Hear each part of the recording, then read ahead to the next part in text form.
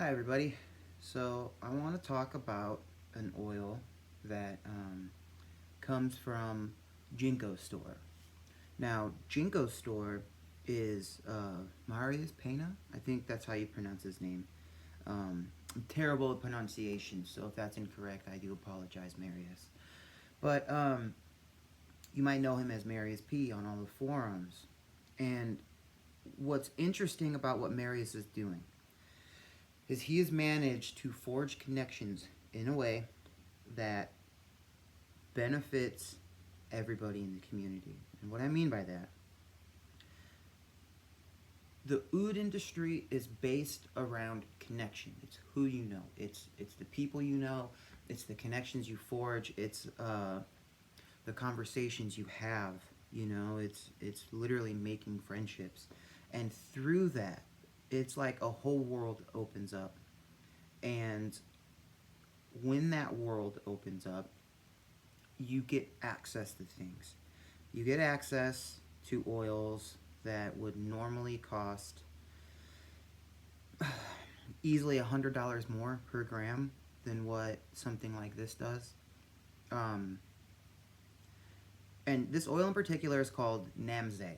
All right, it's a Laotian oil, and I think there's two profiles that are misunderstood. The only oil that's more misunderstood than Hindi oud, I would say, is Laotian oils. And so I want to talk a little bit about what I mean. When it comes to the distillation process of oud, of agar wood, right?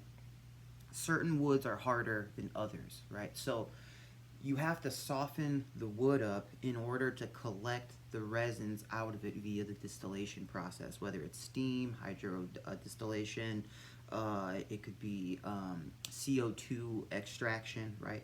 But the idea is that you have to be able to get the resin out of the wood. And in order to do so, that means you normally have to soak it.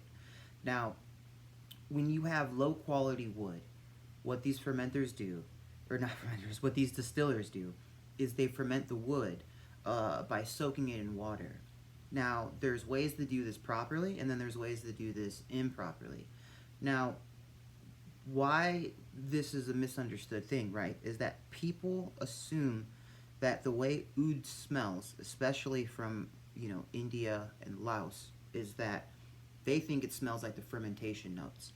And if anybody has ever gently heated agar wood on a burner, like a subatism, not charcoal, but a subatism, what you'll notice is that there is never funky notes, there's never barnyard, there's never leather, there's never smoke.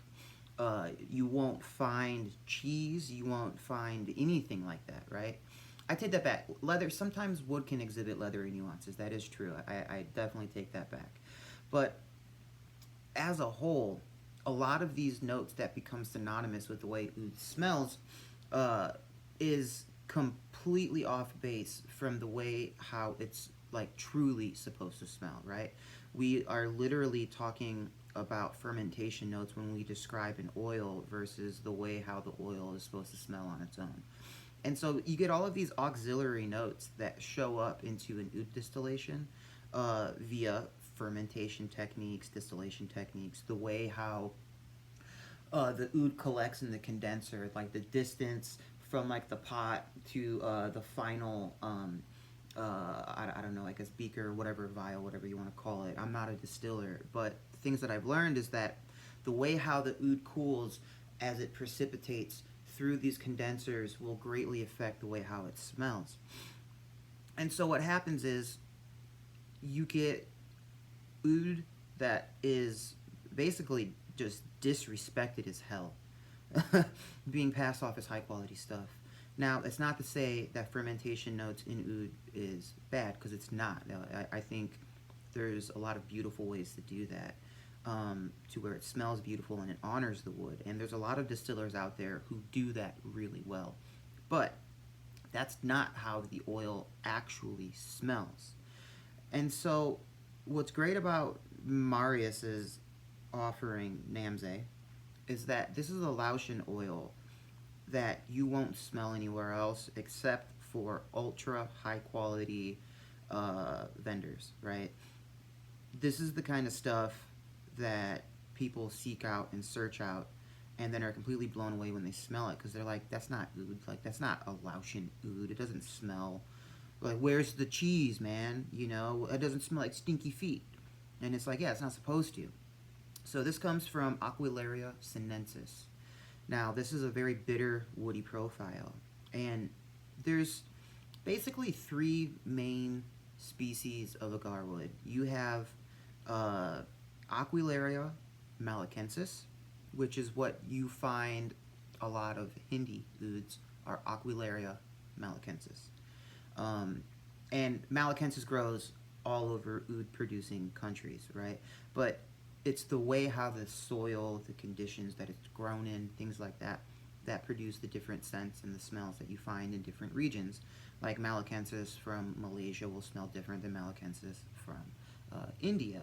And just like with sinensis, which is what this is, sinensis will smell different in Laos than it will in Thailand. And you get a lot of this overlap with different regions and high quality distillations. And so what ends up happening to an untrained nose, you might smell something like this and go, oh, this just smells exactly the same as this cheap oil I got from Thailand. But to a more seasoned nose, you get notes that wouldn't often be found in different regions of plantation oils, lower quality oils, stuff like that.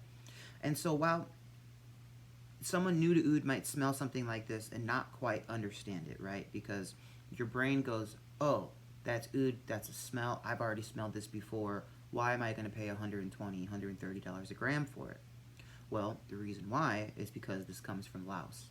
And there's not a lot of high quality oils coming out of Laos because I think the people in Laos that are often distilling this stuff, I don't know if there's much of a push or a drive to focus on these ultra high quality distillations.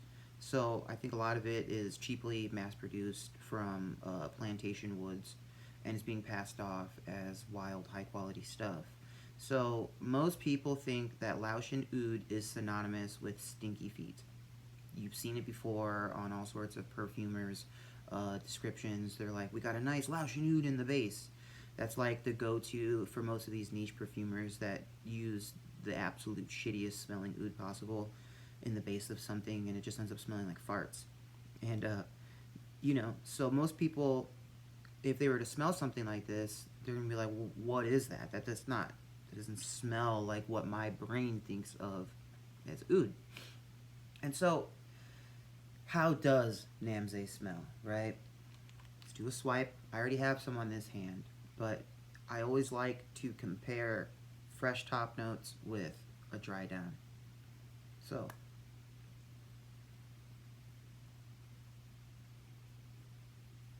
from the cap, directly from the cap, I get dry, bitter woods. Very dry, very bitter woods.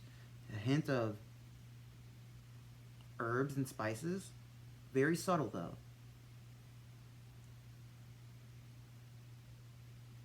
But it's very woody. Very woody, and it's very intense. Now, what people call mind buzz is what's called sesquiterpenes. I could be pronouncing that wrong. But it's highly, highly concentrated, volatile, aromatic molecules that are found in oud. I mean, they're found in other things too. Some people call it astringency.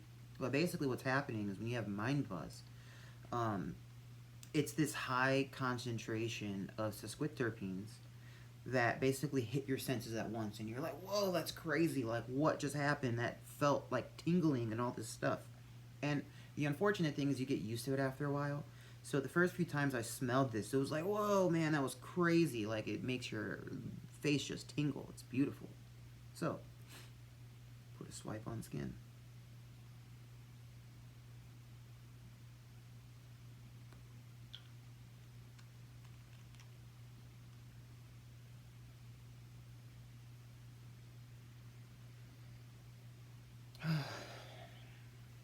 Right up front, I get honey. I get hay. Dry hay. Not wet, moldy, musky hay. But dry hay. I get a very Hainan herbal quality to this, right? So Hainan is a region of China. It's an island off of mainland China that produces some extremely beautiful oils.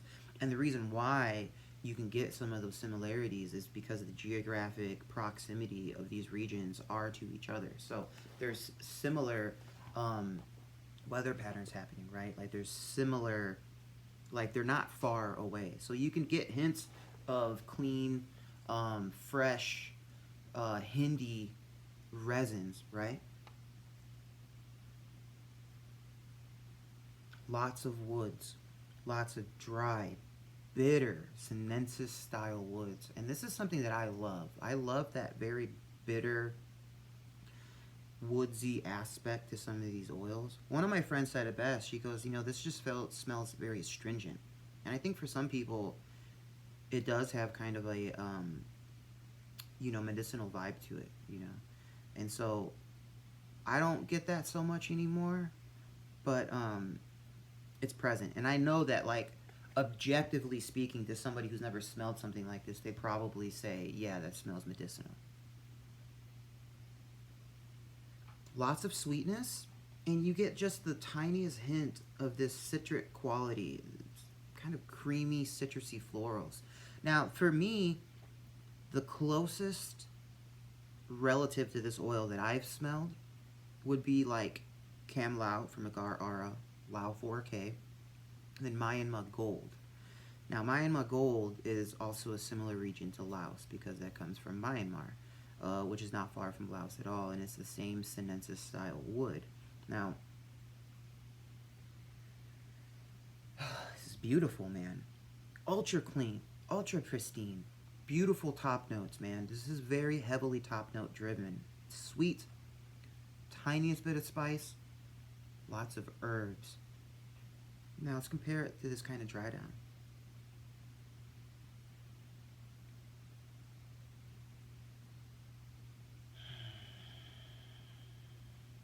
So when I like to smell oils, I like to breathe in through my mouth and my nose at the same time.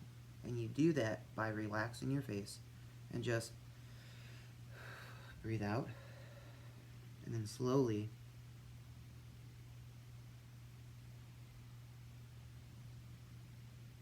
breathe in. You get the full spectrum here. And so what we get, the dry down is definitely lots of creamy, woodsy, herbal facets. I'm getting a slight citricy floral vibe now, notes of honey, and you even get this kind of pollen vibe, right? A little bit of this pollen-y tingle. Now, unfortunately, this oil is sold out, but one of the reasons why I'm making this review, I'm trying to not like review sold out oils anymore. But the reason why I'm doing this is because there's going to be a new upgraded version coming out, which I'm actually really excited for. Marius tells me that it has a lot of these kind of Kanamic-like notes in it. And if you've never smelled Kanam or something that has Kanamic properties, it's absolutely worth it. I don't think you need to have the real deal in order to understand how beautiful that Kanamic profile can be in an oil. And I know I'm looking forward to it. And I believe the price point is going to be like $230 a gram, which for anything Kanamic or exhibits those kind of properties, that's a steal. Okay, this is very affordable for what this is.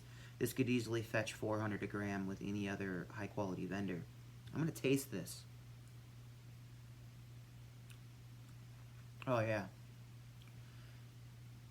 It immediately numbs your tongue. And then there's this ultra bitter, peppery woods flavor. I think everybody should taste oud. Like high quality oud. Don't do the low quality stuff. But the high quality, oh my god, it's amazing.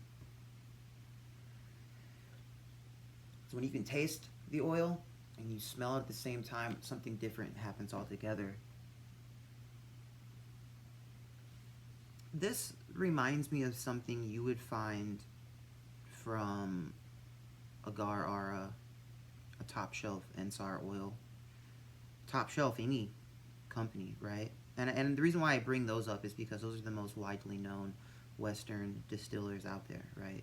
Most people are gonna recognize those two names. So I think for the price, this is an absolute steal.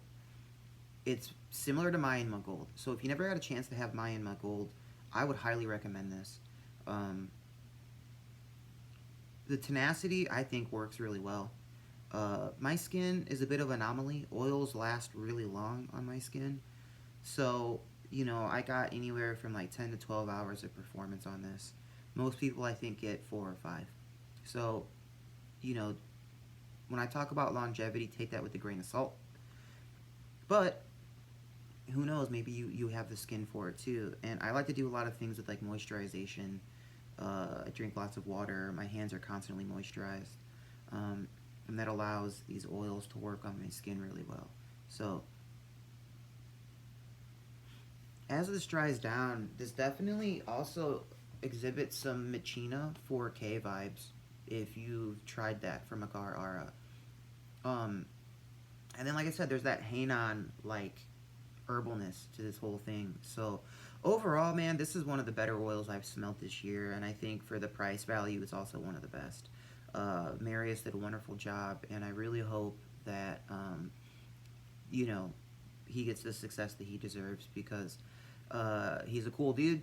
And that's one thing I like about the oud world is that these vendors and distillers are wild. Everyone has a personality, and everyone's just really fun to talk to. And so yeah, man, this wasn't solicited in any way. I mean, I paid full price for this. I just truly believe in what this dude's doing, and that's one of the focuses of this whole channel that I'm doing is I want to prop up the people that I believe in. So I'm going to be doing some more reviews coming from him because Marius is also one of the best perfumers I have ever experienced in the Attar world. And man, I got quite the video coming up next involving his Attars. So I hope you all dig it. And if you've tried this, let me know. Bye.